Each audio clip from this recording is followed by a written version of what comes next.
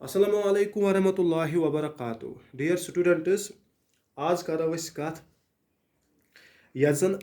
10th mathematics किताब यथ मज गोनुक चैप्टर रियल नंबर्स गो आज करो अस कत रियल नंबर्स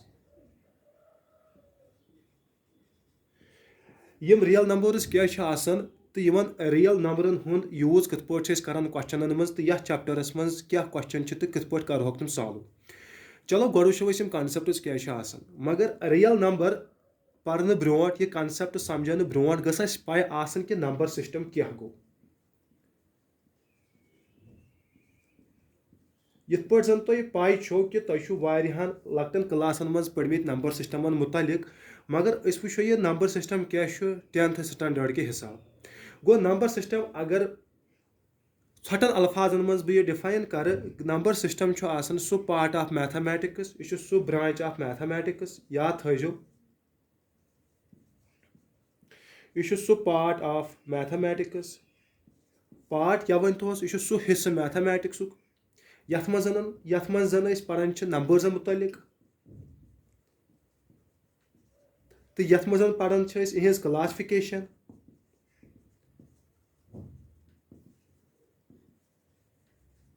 तो यथ मज पढ़ान इहंद प्रॉपर्टीज तो अमे वर्य अत मज वुचान ऑपरेशंस क्या मज गसान ऑपरेशंस बिटवीन नंबर्स गो अगर तुम वनो कि नंबर सिस्टम हसा यह सह पार्ट ऑफ मैथमेटिक्स यह सह हिस्से मैथमेटिक्स यथ मज जन नंबर्स मुतलिक पढ़ान तो वारियान किस्मिक नंबर्स जन नश मौजूद मैथस मज वुचान वारियान किस्मिक नंबर्स तो वारियान किस्मिक नंबर्सन सवन डील कर तो यथ नंबर सिस्टमस मज पढ़ो नंबर्स मुतलिक बे पढ़ो इहज क्लासिफिकेशन मतलब कि इहंद टाइप्स क्या कम नंबर्स कम कैटेगरी सि बिलोंग कर कम नंबर कम कैटेगरी हंद कम फैमिली हंद बे पढ़ो तिहंद प्रॉपर्टीज अलग अलग नंबरन अलग अलग प्रॉपर्टी तवे आमित तिम क्लासिफाई कर तो बे वो यमन नंबर्सन मजस जन ऑपरेशन गसान तो तिम कत पे गसान तिम ऑपरेशन क्या ऑपरेशन मतलब इथस अस बेसिक 4 फंडामेंटल ऑपरेशंस यमन जन तुम वन addition subtraction multiplication division. Dear students अगर तुम डिफाइन कर नंबर सिस्टम अंग्रेजी मज तो तुम हेकु तेल पे वनित कि number system is that part of mathematics और you can say it is that branch of mathematics in which we are dealing with numbers their classification their properties and operations between them तो यम concept यथ मज पढ़ान यम concept यथ sections मज तो यथ पार्टस मज पढ़ान तथ सेक्शनस तो तथ पार्टस हेको वनित सह गो नंबर सिस्टम। हाँ डियर स्टूडेंट्स अगर वो नंबर्स जन नंबर्स हेको ब्रॉडली क्लासिफाई कर दोन कैटेगरियन मज तो कैटेगरी यमन जन वन रियल नंबर्स कैटेगरी नंबरन हज यमन जन वन रियल नंबर्स तो यह जन ब्या कैटेगरी यमन जन वन कॉम्प्लेक्स नंबर्स। फिलहाल तुंदिस 10th किस सिलेबस मज तो अमे स्टैंडर्ड के हिसाब तुम कॉम्प्लेक्स नंबरस सहन लेन देन ये क्लासस मज ब्रो कुन अमे सात मैथमेटिक्स ऑप्ट करो चूज करो तो हायर क्लासन मज पढ़ो तुम कॉम्प्लेक्स नंबर्स मुतलिक। फिलहाल करो कत जन सोन चैप्टर सह रियल नंबर्स। नाजरीन इस रियल नंबर गोमुत बे डिवाइड दोन कैटेगरियन मज तो रियल नंबरन बे हिस्से गसान हिस्से जन one rational numbers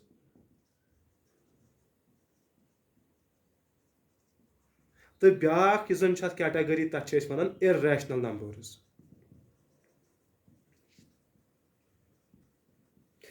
So we can say real numbers are further classified into two categories, rational numbers and irrational numbers. Students, अस वो रैशनल नंबर तो इरेशनल नंबर क्या आसान तो यम कत पे हेको प्रजन। चलो कत करो रैशनल नंबर मुतलिक। रैशनल नंबर्स तम नंबर्स इहंद शक्ल p/q पे आसान तो यह हेको इत पे लिखित rational numbers are those numbers which are या which can be written in the form of p/q। in the form of p by q, where p and q are integers,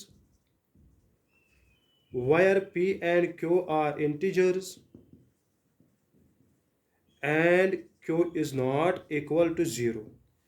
Students, एल numbers वुच तिमन गसान जो हिस्से अ category गई real number तो ब्या कैटेगरी गई कॉम्प्लेक्स नंबर तम पे वोनमु मे तुह तो रियल नंबरन बे हिस्से गसान अख हिस्सा यह जन तथ वन रैशनल नंबर्स तो ब्या यह कैटेगरी तथ वन इरेशनल नंबर्स। फिलहाल करो रैशनल नंबर मुतलिक कत तो रैशनल नंबर तम नंबर इहद शक्ल p by q पे आसान इहद शक्ल p by q पे आसान यजन इत पे वनो बह तुह कि ये पेन न्यूमरेटर बेस डिनोमिनेटर सत मगर याद थो यम p तो q यम दोनवे इंटीजर्स p तो q यम दोनवे इंटीजर्स बे गोस बन कन जन 0 आसन क्या। So rational numbers are those numbers which can be written in the form of p by q, where p and q are integers and q is not equal to 0. Students, तोह गस गोड पाई आसन yes p by q is मोन यम number p by q पे आसन Yemen शक्ल आस p by q तम number गई rational. हर पहमत लेख बह थोड़ा तुह अथ तो p by q पे यह शक्ल मज नंबर आसन यम p by q शक्ल मज नंबर आसन तम हसा गई रैशनल नंबर, तिमन वन रैशनल नंबर। तो मगर मे वो तम पे p तो q गई इंटीजर। तह गस पाई आसन इंटीजर क्या गई यानी कि p तो गोस इंटीजर q तो गोस इंटीजर, p तो इंटीजर q तो इंटीजर। इंटीजर गई तम नंबर यम जन तुम वुचान अक्सर नंबर लाइन पे लेखित मगर याद थो नंबर लाइन पे तमें योत क्या नंबर लाइन पे हेकोन कह रियल नंबर शो कर मगर यूजुअली नंबर लाइन पे यम आसन नंबर्स तिमन इंटीजर्स। तुह वुचमुत लकचार पे तुम 0 यपर गो 1 यपर गो 2 यपर गो 3 एंड सो ऑन तो यपर गो -1 -2 -3 एंड सो ऑन। स्टूडेंट्स यम नंबर्स आसन वन इंटीजर्स। तो अगर इहज तुम डेफिनेशन वुचो इंटीजर्सन डेफिनेट तम तमाम होल नंबर्स आसन all whole numbers and their negatives are called integers,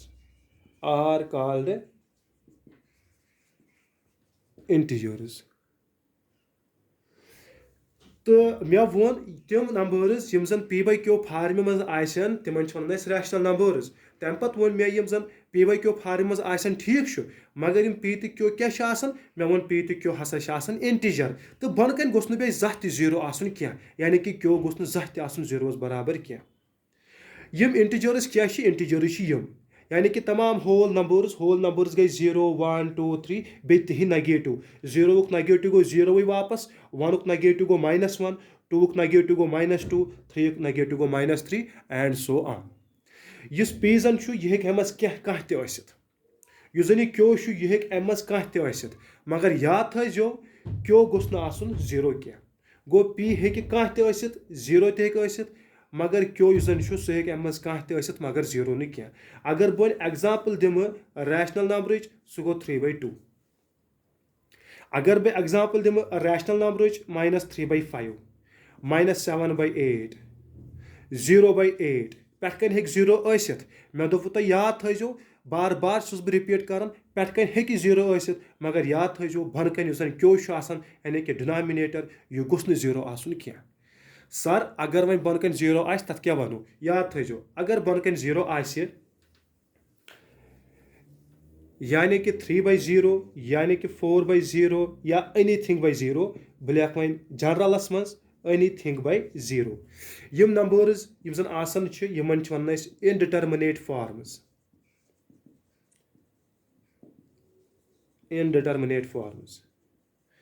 बस उम्मीद करान स्टूडेंट्स तुह समझ तो रफ पेन थो तुम ब्रो कन तुम हेको यह कॉपी कर कि जन COVID-19 लहर त्रेम आय वन अमे वजह जन स्कूल वकूल बंद गई तो ऑनलाइन क्लासन पे ज़्यादा दबाव तो जोर पे ज़्यादा ऑनलाइन क्लास पे तो इसीलिए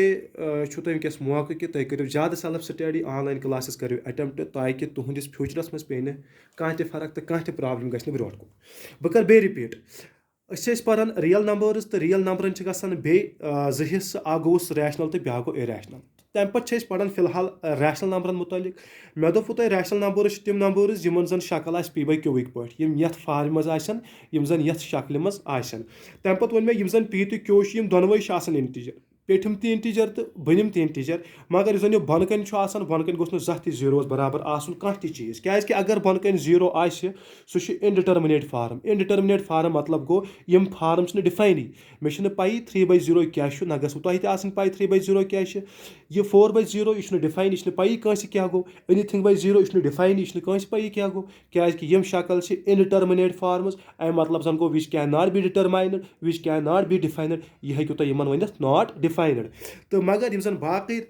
रैशनल नंबर्स यमन जन -3/4 -5/6 या 8/7 पे इंटीजर बन कन integer integer integer integer integer बे पे 0 तथा परवाह क्या सह रैशनल नंबर याद थो यम गई सारी रैशनल नंबर्स यमन मुतालिक जन पान अमे वर वन बह कत जन तुम पे दिमागस मज याद था कि अगर 3 आह 4 आह 5 आह क्या सर यम रैशनल नंबर बिल्कुल यम रैशनल नंबर क्या 3 हेको बन कन थत वन यपर हेको 4 बन कन थत वन 5 हेको बन कन थत वन फर्क पे कहें 3/1 गो 3 4/1 गो 4 5/1 गो 5 तो मगर ये 1 थो तम पे कह फर्क मगर अमि शक्ल बने p/q p/q p/q बे पे इंटीजर बन कन इंटीजर बे बन कन 0 क्या तो मतलब गो 3 4 5 यम जन आसन 3 4 5 यम इंटीजर्स यम जन इंटीजर्स यानी कि यम रैशनल नंबर्स यम रैशनल नंबर्स तो तुम हेकि इत पे वनित कि आल इंटीजर्स आर रैशनल नंबर्स हर कह इंटीजर रैशनल नंबर सर तुम वो वन इंटीजर गई 0 1 2 3 एंड सो ऑन यपर -1 -2 -3 एंड सो ऑन यम गई सारी इंटीजर अद यम इंटीजर तथ सम रैशनल नंबर क्या अगर तुम 1 थो बन कन कुन पे कह फर्क यह वैल्यू तो सेम मगर इं शक्ल बन तम p/q पे तो हेको यमन इंटीजरन वनित रैशनल नंबर तो याद थो हर कह इंटीजर रैशनल नंबर आसन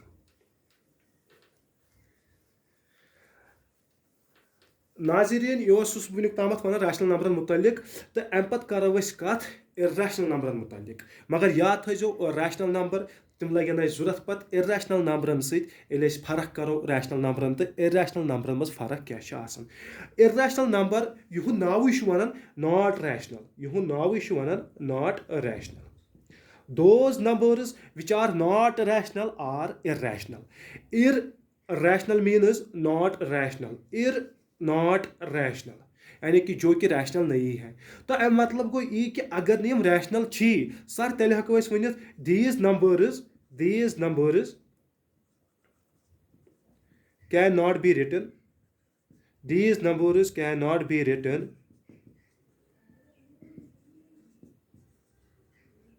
in the form of p/q sir तेल हेकोख नम यस शक्ल मज लेखित क्या बिल्कुल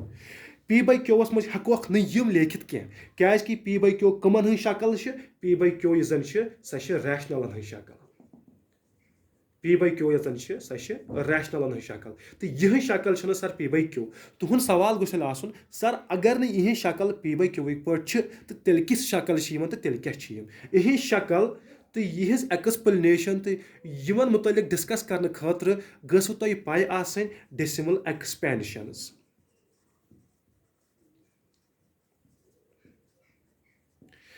स्टूडेंट्स तुम थो याद 3 किस्मिक डेसिमल एक्सपेंशंस वलो करो कत यमन डेसिमल एक्सपेंशन मुतालिक यम क्या यह जन decimal expansion us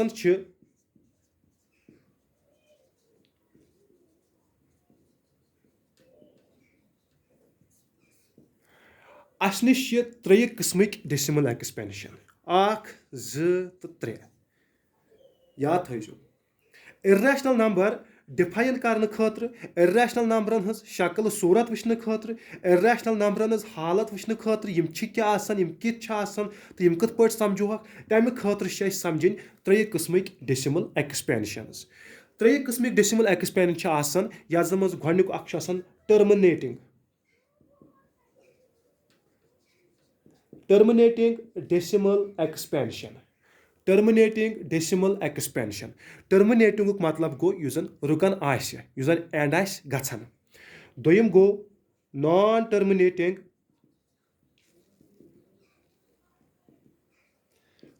terminating but repeating decimal expansion. याद थो नाजरीन युस जन दोयम अख decimal expansion शायद छुना अमि साइड अथी वन क्या वलियो बलियख एथी यम decimal expansions क्या आसान. गो बुशुस वनान त्रे किस्मिक decimal expansions आसान. यथ मन जन मे गोनिक वोन आसान terminating decimal expansion. यथ मन जन मे वोन दोयम अख युस आसान सु आसान non terminating decimal expansion. Non terminating decimal expansion. तो युस जन त्रेयम अख आसान मगर सु non terminating आसान अथ में ज आसान अख आसान non terminating non terminating but repeating तो ब्याख non terminating non repeating. याद थो नाजरीन कि decimal expansion त्रे किस्मिक आसान. यमन त्रेन किस्मन हंद decimal expansion हेकियो तुम वुचित. अख गो terminating decimal expansion, ब्याख non terminating but repeating decimal expansion, त्रेयम non terminating तो non repeating decimal expansion. अगर बह यमन त्रोनवनी एग्जाम्पल दिम अगर बह गोनिक वुचु गोनिक decimal expansion 3.25 कामा 3.78 यम जन गई terminating decimal expansion. या तुम हेकियो लिखित 7.68 यम गई terminating decimal expansions. यानी कि यम जन यथ पॉइंट पत यम जन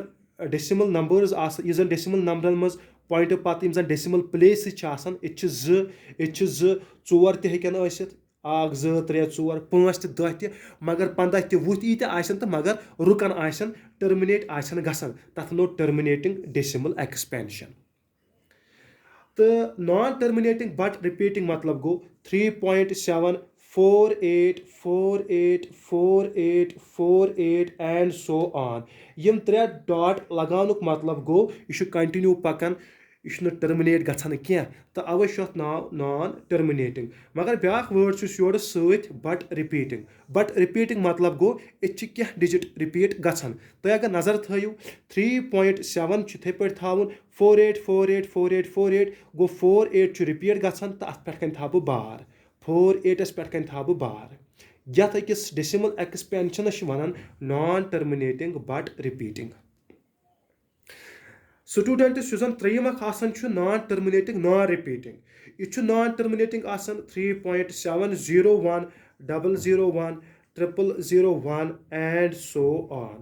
And so on मतलब वन बे अकि फिर कि युस जन कंटिन्यू पकन गो यह टर्मिनेट गसन क्या गो non terminating. मगर यथ जन वनकस लड़े ब्याख लफ्ज non repeating. Non repeating मतलब गो रिपीट तह गसन क्या. इन तुम शक गस्व कि यथ मज 1 रिपीट गसन यथ मज 0 रिपीट गसन मगर यह रिपीट गसन या न गसन हिशी कथा तिकाज यथ मज पीरियडिक रिपीटिशन गसन क्या. पीरियडिक रिपीटिशन मतलब जन गो ये गो 1 यवन अकि 0 पत 1 यवन 2 0 पत 1 यवन 3 0 पत एंड सो ऑन इथे पे पकन 1 यवन रिपीट गछन मगर अत खास रिपीटिंग पैटर्न क्या तो ये हेको वनित रिपीटिंग ब्लॉक हेको ये षड़ित क्या. ये हेको 48 पे बार थत ताकि 48484848 कंटिन्यू पकन. तो यथ मज हेको बार तथ पे कनी क्या मे पी कंटिन्यू क्या पकि. अगर तुम बार थो 3.701 मगर नाजरीन तो स्टूडेंट्स यह नंबर क्या क्या नंबर तिकाज यह हेकन बह यह नंबर लिखित 3.701010101 and so on. गो अमुक मतलब जन यह नंबर क्या. अगर वन कह ये थावन सह थाय 3.01001 and so on Yemen train पे हेक सह बार तमें मतलब गो यह नंबर 3.701 001 001 001 एंड सो ऑन मगर ये तिथ पे रिपीट गसान क्या यह रिपीटिंग डेसिमल एक्सपेंशन क्या गो 3 किस्मन हंद डेसिमल एक्सपेंशन गो टर्मिनेटिंग डेसिमल एक्सपेंशन जन ईजी वुचन तो समझुन दोम नॉन टर्मिनेटिंग बट रिपीटिंग जन ज़्यादा मुश्किल क्या तो त्रेम गो नॉन टर्मिनेटिंग नॉन रिपीटिंग थोड़ा बहुत तिम दोन हंद खुद अगर यह मुश्किल बासान ताहम ये ज़्यादा मुश्किल क्या यह गो non terminating non repeating students गो 3 किस्मन हंद डेसिमल एक्सपेंशन यम जन गोनिक ज डेसिमल एक्सपेंशन यम रैशनल हंद यम रैशनल नंबर्सन हंद याद थो गोनिक ज डेसिमल एक्सपेंशन रैशनल नंबर्सन हंद जन त्रेयम डेसिमल एक्सपेंशन यह इर्रेशनल नंबरन हंद सर अमुक मतलब क्या गो यह रैशनल नंबरन हंद तो यह इरेशनल नंबरन हंद तमें खतर वनो तुम बह ये कि every number has its decimal expansion हर कुछ नंबर पन पन डेसिमल एक्सपेंशन आसान सर 3 डेसिमल एक्सपेंशन 3 तो डेसिमल एक्सपेंशन सर क्या 3 3 पॉइंट बस असली 3.0 मगर यह 0 लेखन कहीं तो फायदे 3 पॉइंट मगर पे पॉइंट लेखन क्या अवे लेखन 3 हर कुछ नंबर डेसिमल एक्सपेंशन तो आम तौर तो अगर तुम वुचान आम तौर यम फ्रैक्शनस मज या यम रेशियो फार्म मज तिमन डेसिमलस मज चेंज करान फॉर एग्जांपल अगर 2/5 आसे या 5/2 आसे यमन डेसिमलस मज लेखन या जन तुम पाई छो हर कुछ नंबर पन डेसिमल एक्सपेंशन मगर याद थो यम रैशनल नंबर्स आसान तिहंद डेसिमल एक्सपेंशन हेकन आसित या टर्मिनेटिंग यह हेकन नॉन टर्मिनेटिंग बट रिपीटिंग तो यह जन त्रेयम हुरियो non terminating non repeating decimal expansion यह इर्रेशनल नंबरन हंद गो अगर तुम वन फर्क जान या तुम फर्क कर रैशनल नंबरन तो इर्रेशनल नंबरन मज तुम हेकू on the basis of decimal expansion वुचित कम गई रैशनल कम गई इरेशनल याद थो यमन decimal expansion non terminating non repeating जानजो तिम हसा इर्रेशनल नंबर्स तो गोनिक ज डेसिमल एक्सपेंशन अगर तुम वुचु तुम जानजो यम रैशनल नंबर्स हको यी वन कि यम ज डेसिमल एक्सपेंशन गोनिक तो दोयम हेको कन्वर्ट कर P/Q फार्म मज क्या P/Q मतलब गो रैशनल नंबर तो यह त्रेयम यमन हेको न P/Q शक्ल दिथ क्या P/Q यमन क्या तिम इर्रेशनल नंबर त्रेयम इर्रेशनल नंबरन हंद गो बह कर बे रिपीट 2 मिनटन मज यह वुनुक तामत पोर पोर रियल नंबर्स तो रियल नंबर कर हिस्से कोर रैशनल तो ब्या कोर इर्रेशनल पत वो मे रैशनलन P/Q शक्ल तो मे वो इर्रेशनलन P/Q शक्ल क्या तो P/Q क्या रैशनलन मज तिम इंटीजर्स तो बन गोस 0 आसन क्या तम पत वो मे इर्रेशनल नंबर क्या तेल अगर तिमन P/Q शक्ल क्या तो सह वुचन खतर 3 किस्मन हंद डेसिमल एक्सपेंशन पढ़ यथ मज गोनिक टर्मिनेटिंग डेसिमल एक्सपेंशन दोयम नॉन टर्मिनेटिंग बट रिपीटिंग तो त्रेयम नॉन टर्मिनेटिंग नॉन रिपीटिंग तो गोनिक जन टर्मिनेटिंग तो बे दोयम नॉन टर्मिनेटिंग बट रिपीटिंग तिम ज डेसिमल एक्सपेंशन रैशनल नंबरन हंद तो जन त्रेयम नॉन टर्मिनेटिंग तो non repeating non terminating non repeating decimal expansion irrational नंबरन हंद स्टूडेंट्स आज गो युत आज गो युत तामत तो पगह करो अमे ब्रोट कुन कंटिन्यू तो पगह वो इक्विलिट्स डिवीजन लेमा क्या तो इथे पे वार वार करो 10th मैथमेटिक्स कंप्लीट तो कोशिश करो तुम गो समझ तो तुम गो हेकन पाने घर सेल्फ स्टडी कर। अस्सलाम वालेकुम।